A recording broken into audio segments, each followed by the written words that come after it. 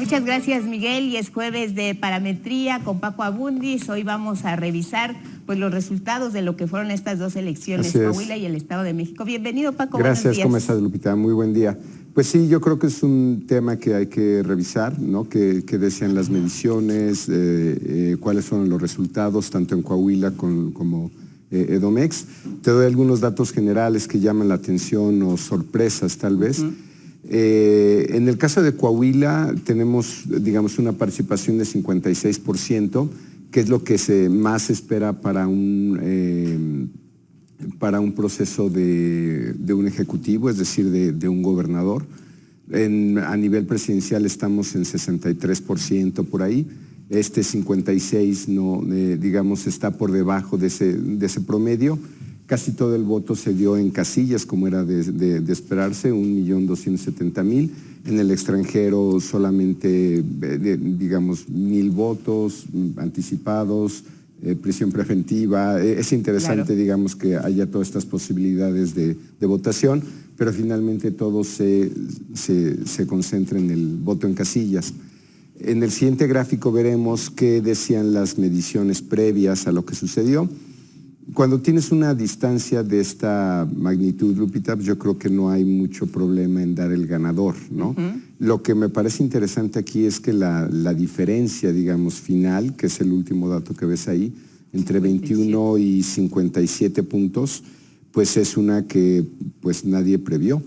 Digamos, nadie, esta distancia de más de 35 puntos, pues te dirá que la más abierta probablemente haya sido esta medición de Encol, pero tampoco está tan cerca. Digamos, tenemos las más cerradas de pronto son, y puede ser un sesgo de casa tal vez como la de Reforma, pero pues es interesante que aquí, por ejemplo, en el análisis de los números nadie esperaba esta diferencia. ¿Esta de quién fue, Paco? Esta 37-46. Es de Encol también. Digamos, ahí se puede justificar por las fechas, ¿no? Pero tienes y o sea, es interesante porque tendrías la mayor varianza entre esta, y ambas son mediciones que se publicaron en el Universal con Encol. Pero, digamos, en esta la subestimación del PRI o sobreestimación de Morena, pues digamos, si lo pones en el agregado, pues fue todavía mayor que el Estado de México. Así es. Entonces es interesante porque de esta elección no está hablando nadie. y el nivel de subestimación del PRI y sobreestimación de Morena, que creo que es lo que deberíamos de empezar a revisar ahora, ¿no? Tuvo que ver con la división que hubo del voto, que hubo un candidato del PT y del Partido Verde, que son aliados de Morena en el Estado de México. Es muy probable porque el candidato del PT termina llevándose 13 puntos, ¿no? Y el del Verde 6, aunque ya no eran candidatos. Así es. ¿No? Lo cual se me hace como una elección explicable en ese sentido, pero sí es toda una sorpresa que la diferencia sea de más de 35 puntos, cuando en realidad pues la medición previa, digamos, o en resumen no le daba más de 20, ¿no? Y que ya era una diferencia muy notable para muchos, ¿no?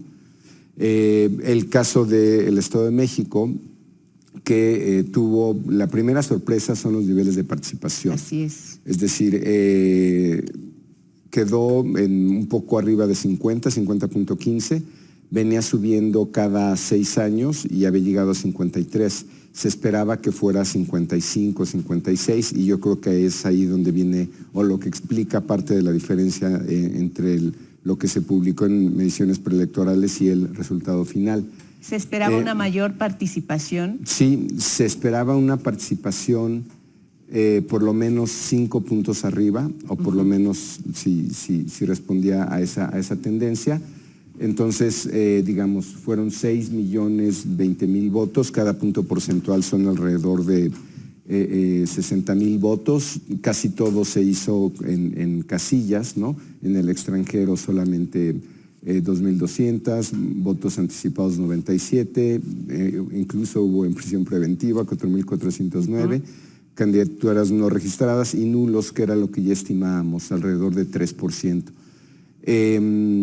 esta, digamos, es una primera sorpresa porque si lo regionalizamos, vemos que en aquellos lugares donde ganó Alejandra del Moral fue más alta la participación, puedes ver la tendencia si lo graficas. Los lugares donde ganó Delfina Gómez la participación va a la baja, es decir, es una correlación baja. Una primera conclusión de manera intuitiva es que no salieron a votar los morenistas que se esperaba. Y entonces la mayor parte de las mediciones asumen participación homogénea. Y ese diferencial de voto que ya lo habíamos visto, lo vimos aquí en la Ciudad de México en el 21, lo vimos en la federal, incluso en el 21 hubo una sobreestimación de Morena de cerca de digamos, quedó en 34 y el promedio de mediciones le daba 43, ¿no? 9 puntos de diferencia. Son 2 de las más importantes que ya habíamos tenido. Es decir, sí hay antecedentes, ¿no? Pero no se pensaba que eso pudiera pasar para el Estado de México. Si vamos al siguiente gráfico, verás que tampoco hay mucho tema en quién era el ganador, ¿no? Claro. Aquí el tema fue la diferencia en el margen. Prácticamente la mayor parte de las mediciones daban más de 20 puntos. Aquí lo que preocupó un poco antes de la elección es que había mediciones de 10 puntos de diferencia y mediciones de 24. Eso ya no generaba algún ruido. Y aquí, digamos, esta diferencia de 8 puntos, 8 puntos y algo, nuevamente creo que tiene que ver mucho con esta participación diferenciada, pero es distinto que lo que pasó en la Ciudad de México, porque en la Ciudad de México lo que pasó es que sí salieron a votar los panistas y aquí el partido que vemos que creció al final en estas mediciones es el PRI. Y ese no es necesariamente voto ciudadano, digamos, claro. se puede considerar más un voto de movilización. El factor que dirías tú en defensa de toda la serie de ataques que han recibido los encuestadores con este margen tan amplio que se redujo a 8, ¿cuál sería, Paco? Nos quedan 10 segundos.